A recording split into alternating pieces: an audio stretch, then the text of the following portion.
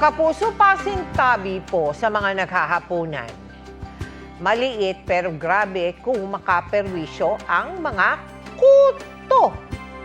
Ganyan ang iniinda ng ilang bata sa Santa Maria sa Laguna. Todo kamot dahil napakakati ng kanilang ulo.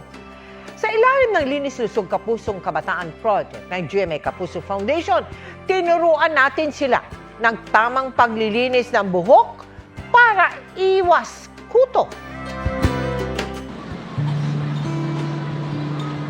Kasabay ng mainit na panahon, marami na namang nagkakakuto, lalo na sa mga bata.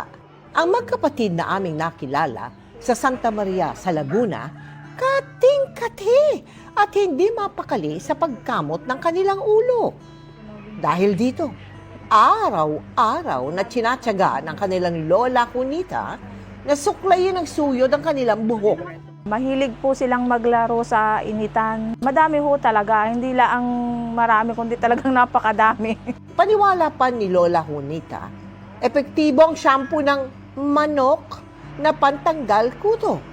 Pero ayon sa dermatologist na si Dr. Grace Beltran, there are some ingredients that are only good for animals and some that are only good for humans. Pwedeng malason yung taong gagamit nun. Kung matagal na yung kuto nag-exist sa isang tao na merong ganon, pwede talagang magkaroon ng iron deficiency anemia. Kasi nga they live on blood eh. Pag kumakagat siya, sinisip-sip din niya yung blood at the same time. Kaya sa ilalim ng Linis Lusog Kapusong Kabataang Project ng GMA Kapuso Foundation, nagtungo tayo sa ating ipinatayong Kapuso School sa Santa Maria sa Laguna.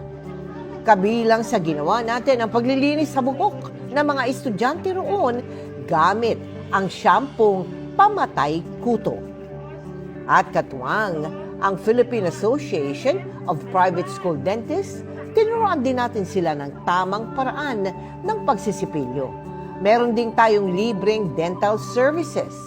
Nagbigay kami ng fluoride varnish application para ma-prevent ang pagdami ng kanilang tooth decay. At nagbunot din kami extraction sa mga temporary teeth. Nakatanggap din sila ng kompletong hygiene kit.